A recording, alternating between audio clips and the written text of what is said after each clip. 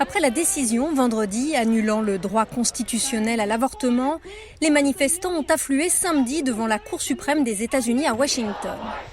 Les manifestants scandent « avortement légal sur demande et à travers le pays » ou encore « ce n'est pas ton corps, donc pas ton choix ».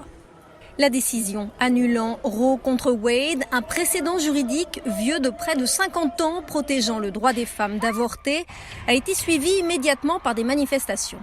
Vendredi, devant le State Capitol Building de l'Arizona, des milliers de militants des deux bords ont brièvement perturbé une session législative à l'intérieur.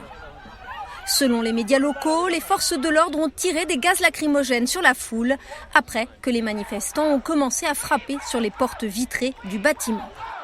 L'annulation de Roe n'est pas une interdiction nationale de l'avortement.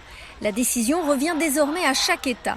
Et dans la plupart des États dirigés par les républicains, les autorités semblent prêtes à interdire les avortements, même en cas de viol ou d'inceste. Ce qui est intéressant dans la décision de la Cour suprême, c'est qu'elle a redonné aux États le pouvoir de prendre ces décisions.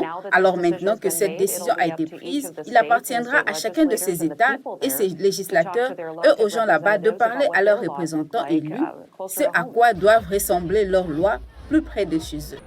Cette révocation fait suite à d'autres décisions récentes et controversées de la Cour suprême, notamment l'assouplissement des lois sur les armes à feu, alors que l'émotion suscitée par les dernières fusillades de masse ont permis un soutien bipartisan à une meilleure réglementation des armes à feu. Cette Cour a perdu sa légitimité. Ils ont brûlé toute la légitimité qu'ils pouvaient encore avoir après leur décision sur les armes à feu. Ils y ont mis le feu avec la décision contre l'avortement.